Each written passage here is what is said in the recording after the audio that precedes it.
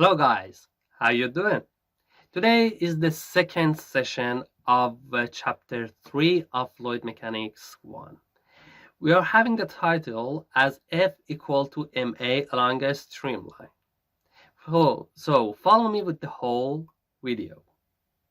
This session we are having the subject of F is equal to ma along a streamline from section 3.2 of chapter 3 of Fluid Mechanics 1. Before going on instruction, I have to introduce myself. My name is Amir Raza Talaqat and my email address is amirrazatalagat@gmail.com. Please don't hesitate to email me and ask your question, and also you can comment your questions under this video. So, as I told you at the end of previous session, we have to identify the forces exerted on a particle, neglecting viscous effects as well as the surface tension. We have to draw the free body diagram of the fluid particle. As you see, in a streamwise direction, all the unit vectors are denoted by S, as well as and also at the perpendicular side of the streamline we are denoting all of the equations by N. If we want to apply the Newton's second law along a streamline, we have to use this equation. Delta sigma of delta Fs is equal to delta M, As is equal to delta M, V, round V to round S, which is equal to rho d delta V, V round V to round S. Ma, which is Newton's second law, M itself is a multiplication of density to the whole volume.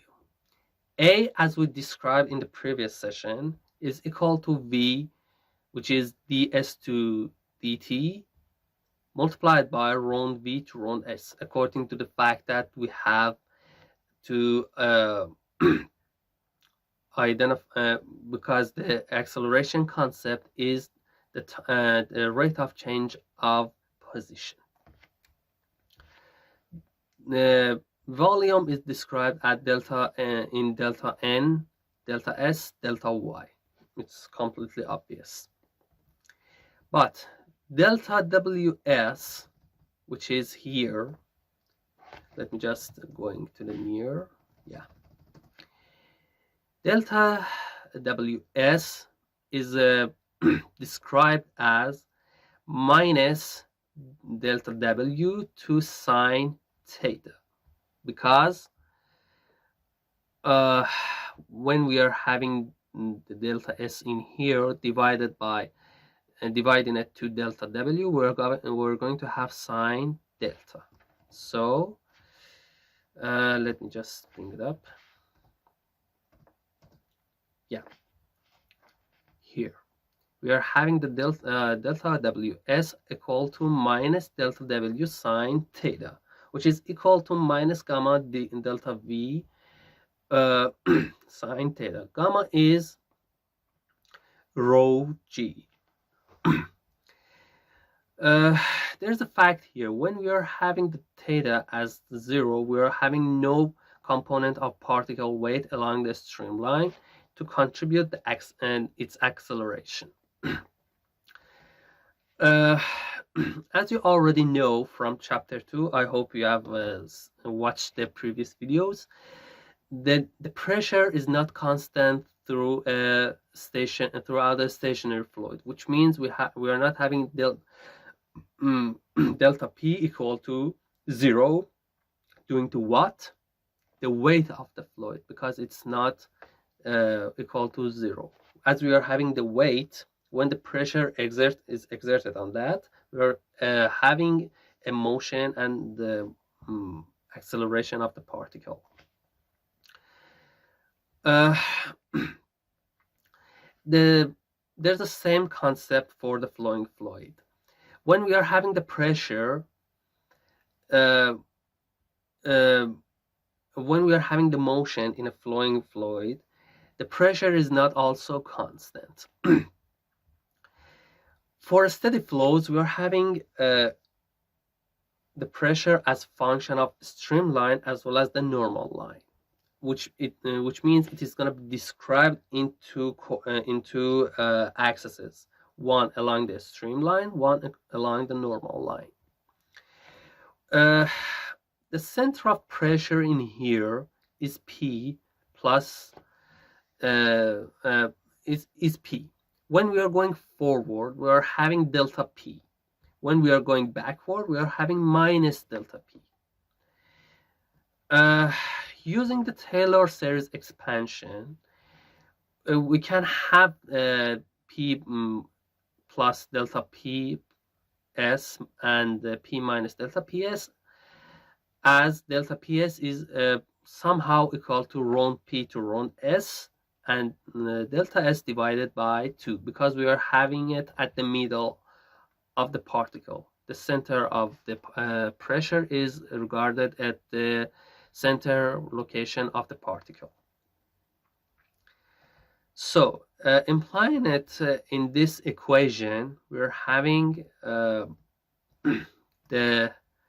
equation 3.2 as P minus delta PS, delta N, delta Y, because we are having the area of here as delta N multiplied by delta Y. So we are having the same concept here. Minus P plus delta PS, delta N, delta Y. This means that when the force is going to be exerted in this direction, the pressure is going to be declined, because we are moving to the negative direction of the coordinate that we have assumed. So, doing the calculation and applying this term in this side of the equation, we are going to have delta FPS is equal to minus rho P to rho S delta V. Having the combination of the let me just this equation, minus gamma delta V sine theta, and this side of this equation, we are having equation 3.3. There's a note here. The actual level of the pressure is not important, owing to the fact that what the net pressure is produced from is the non-constancy of the pressure. So when we are having not steady pressure, the variation of pressure is going to accelerate the fluid to have the motion. So the non-zero pressure gradient is going to be described as rho P to rho S plus rho P to rho N, which provides a net pressure force on a particle. So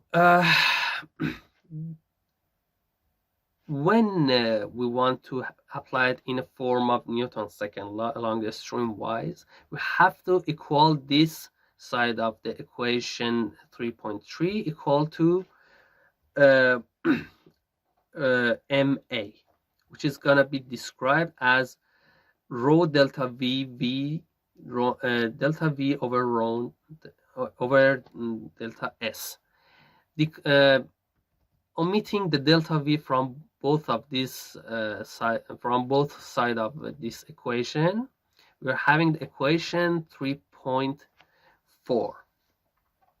Let me just describe it to you in a written text. So follow me with it. So, welcome guys to this section, which is written text of proving equation 3.4 of chapter 3, section 3.2, which is titled as F equal to ma along streamline. Utilizing equation 3.2, we're going to have sigma of delta fs is equal to delta m as, which as itself is equal to v round v to round s. And delta m is equal to density multiplied by delta volume. This is the volume. On the other hand, sigma delta fs, excuse me, I forgot to write it down. Sigma delta fs itself is equal to p minus delta ps delta n delta y. Owing to the fact that I suppose the exerted force is on this side, so it is going to be pushed to the left. We are going to have the delta fs based on this. So this is going to be the direction of the motion. Delta p, p minus delta ps multiplied by delta n delta y minus p plus delta ps multiplied by delta n delta y, which is going to be resulted as minus 2 delta ps delta n delta y. Using Taylor expansion theory, delta ps is roughly equal to round p to round s delta s over 2. Because, as I already told you in the instruction, we have imagined that we have pressure at the center of the particle. At the bottom side, it is going to be divided to 2, which is here, and there is the same story for upside. So, applying this side of the equation of Taylor expansion theory to this equation, excuse me, we're going to have it as this, minus 2 round p to round s, delta s over 2, multiplied by delta n delta y. These two are going to cancel each other, which we're going to have minus round p to round s, delta n, delta y. This is going to be comprising the whole volume. So we're going to have it as minus round p to round s, delta whole volume. So, on the other hand, for the weight force along the streamline, we have a theta here. You have a theta here also, which causes the delta n, delta w across the streamline going to be equal to minus delta w sine theta, which for delta w we're going to have minus gamma delta whole volume multiplied by sine theta. Combining this and this, we're going to have minus round p to round s, delta y and delta v according to volume, minus gamma whole volume sine theta. These two combinations are already equal to this, round delta v as volume, v round v to round s. This is somehow, let's see, delta v, yeah. Omitting delta v of volume from both sides, we're gonna have minus delta p over delta s minus gamma sine theta is equal to rho v delta v over s, which is going to be equal to rho as. This is equation 3.4.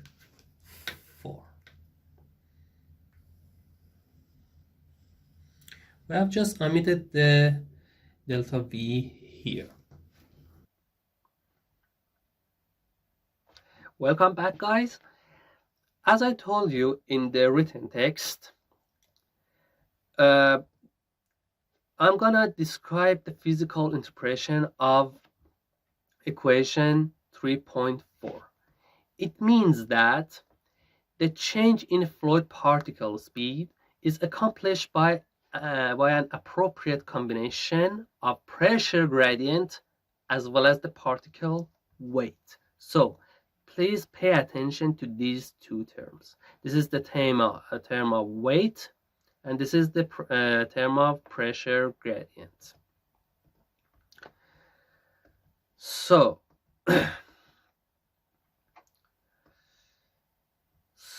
we are having an example here, which we are gonna talk about the pressure variation along a streamline in an applied example. So follow me with the written text to have it solved for you. So welcome, guys, to the problem solving of example 3.1, which is about pressure variation along a streamline from section 3.2 of chapter 3. I'll read you the question. Consider the inviscid, let me just write it down, inviscid,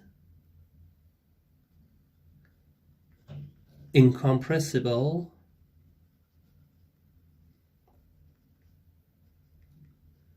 steady flow along a horizontal streamline.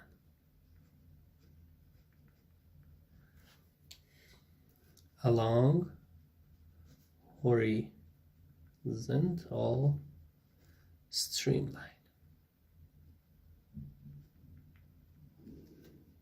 These are the points, guys, which is pointing equation 3.4. AB in front of the sphere of radius A as shown in figure E3.1a. From a more advanced theory of flow past the sphere, the fluid velocity along the streamline is as this. V is equal to V0 multiplied by 1 plus a to power 3 divided by x to power 3. This is the function of the velocity as shown in figure E3.1b. The question wants us to find out the pressure variation along the streamline from point A far in front of the sphere as xa is equal to minus infinity and VA is equal to V0 to the point B as XB is equal to minus A and VB, excuse me guys, VB is equal to 0. So let's write the equation 3.3 down. Excuse me, yeah, that's fine. Equation 3.3 is minus gamma sine theta minus rho p over rho s, which is equal to rho v rho v to rho s. As we are running along this horizontal streamline, so this term is going to be 0 as the theta is 0. So we are going to have it as rho p to rho s minus, because we have taken the minus sign to the other side, rho v to rho s. That's right. So v round v to round s is going to be equal to v0 plus multiplied by 1 plus a to power 3 x to power 3 multiplied by minus 3v0 a to power 3 divided by x to power 4, which is going to be equal to minus 3v0 to power 2 1 plus a to power 3 x to power 3 multiplied by a to power 3 x to power 4. As you see, this is negative, so it seems the velocity decreases as we are getting close to the noise. For round P to round S, we are gonna substitute S as X because we are moving along the streamline at X direction. Round P to round X is gonna be equal to 3 rho a to power 3 v0 to power 3 multiplied by 1 plus a to power 3 divided by x to power 3 totally divided by x to power 4. So as you see, the pressure sign is plus, which means round P to round S goes up as the velocity goes down. This is completely highlighting the equation of 3.4. According to the figure 3.1c, E3.1c, the maximum of the pressure gradient is going to be happening at 0.61 rho v0 to power 2 over a, which is at x equal to minus 1.1205. So taking the integration of this equation, which I'm gonna name the equation as 1 and 2. Integrating equation 2, we're gonna have P is equal to minus rho v0 to power 2 multiplied by a over x to power 3 plus a over x to power 6 divided by 2. If we just apply these coordinates to this equation and take the integrate, we're going to have it as this. Welcome back, guys. Let me just tell you something that we can have a more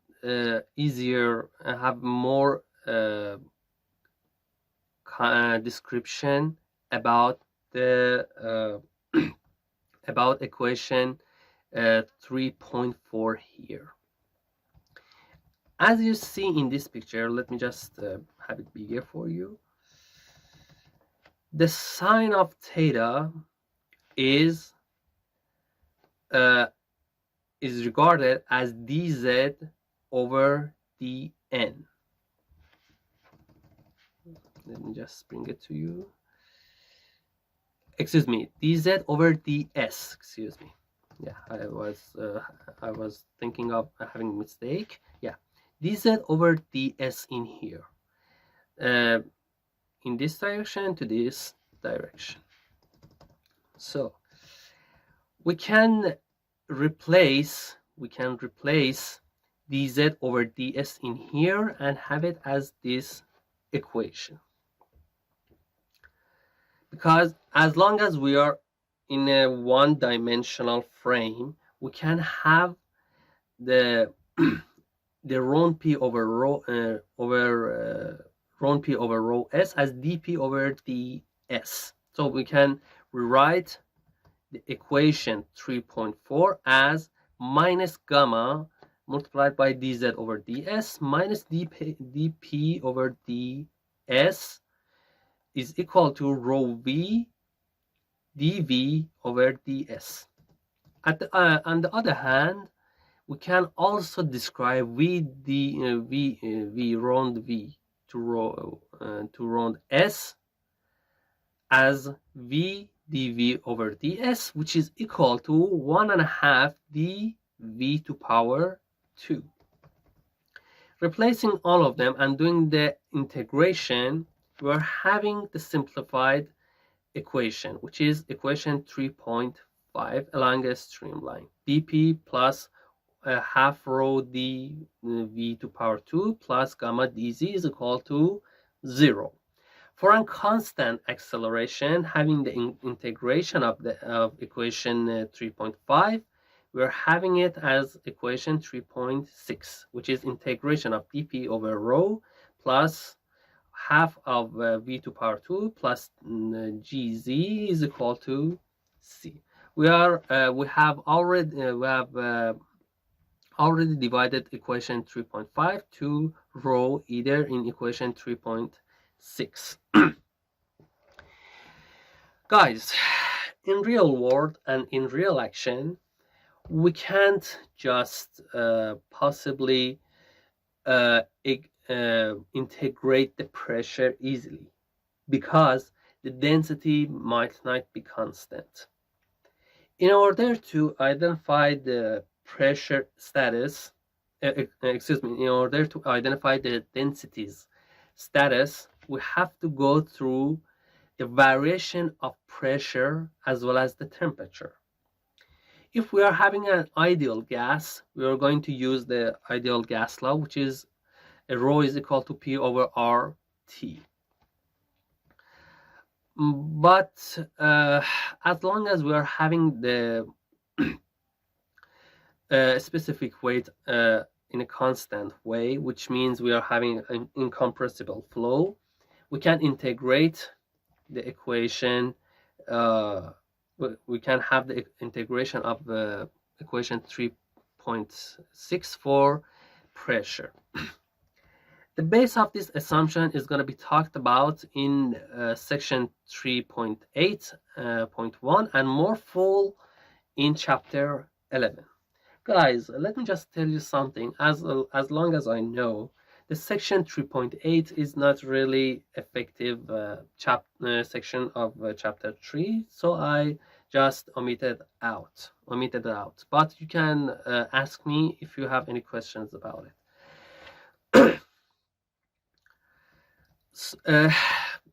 Guys, let me just tell you one important matter. We are, as you know, we are having incompressible flow. This is a really good assumption for the equation 3.6 here. Most likely for non-high speeds. If we are having a high speed for gases, we cannot easily apply the incompressible flow assumption for that. Doing the integration, we can just simply represent for steady inviscid incompressible flows equation 3.7 at last, which is described as Bernoulli equation. Once again, I'm going to state the basic assumptions that we made for Bernoulli equation. First of all, we are having viscose effects neglected. Second to that, the flow is going to be assumed as steady. We are having incompressible flow, which means we are having the constant density.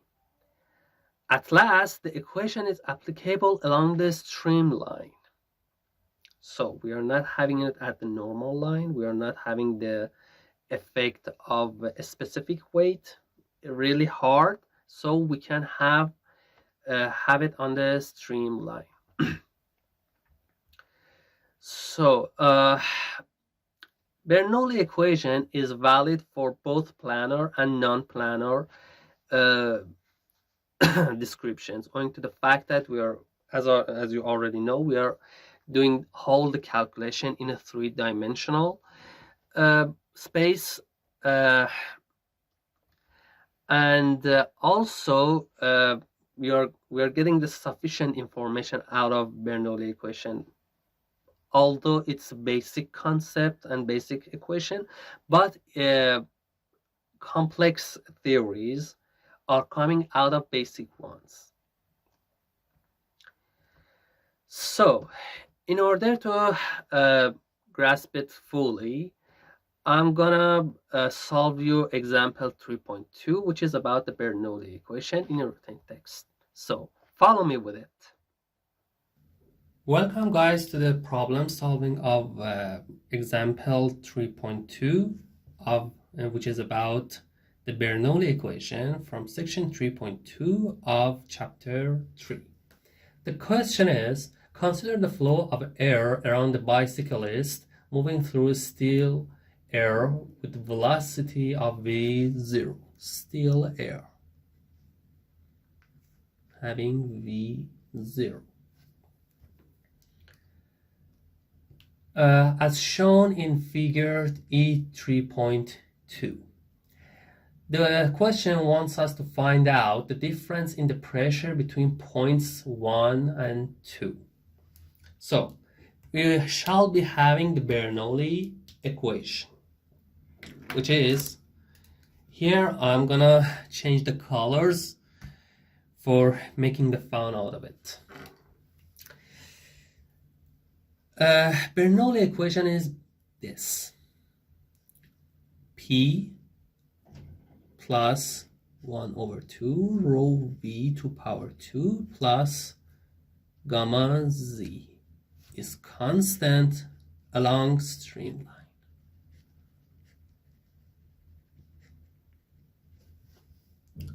So let's make it between 0.1 and 2.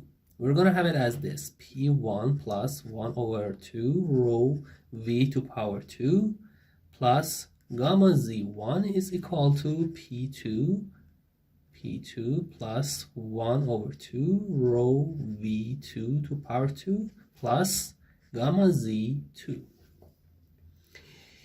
As long as we're assuming the steel air is flowing, the v1 and the v2 is going to be equal to 0. We're taking the v0 as v2 as 0. That's right. v2 equal to 0, owing to the fact that when it hits the bicyclist, it's some kind of stagnation point that we have discussed in the previous chapter. So this is going to be equal to 0. We're having the same elevation, so these two are also going to be 0. We're having the pressure difference as P2 minus P1 equal to 1 over 2 rho V1 to power 2, which is equal to 1 over 2 rho V0 to power 2. Welcome back, guys. In this slide, I'm going to talk about the applications of Bernoulli equation. One of them is in the garden hose nozzle. As you may have seen, when you're going to give the water to the plants, you're going to push your thumb at the outlet of the nozzle.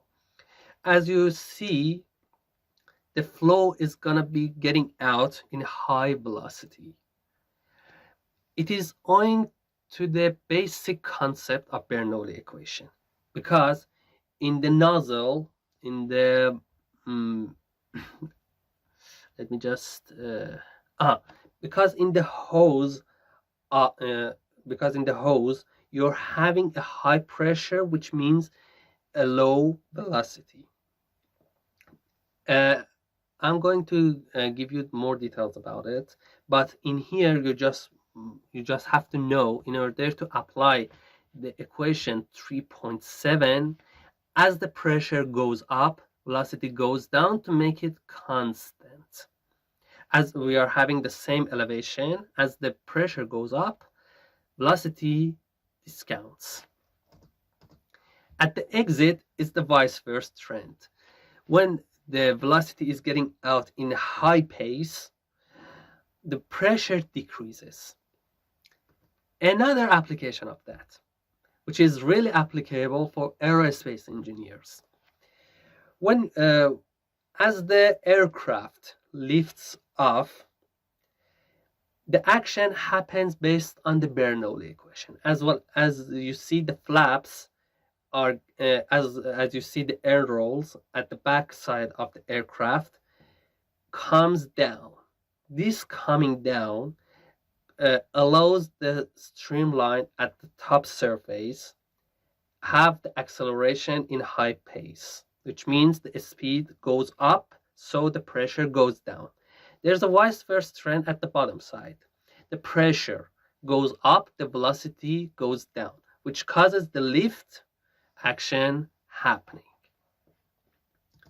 So this is the end of this session. I hope you have all grasped the whole information that I informed you about. And I'm really happy that you have accompanied me till this moment of the video. Please subscribe the channel in order to get the notification of the following instructional videos. I bid you all farewell. See you in the next sessions.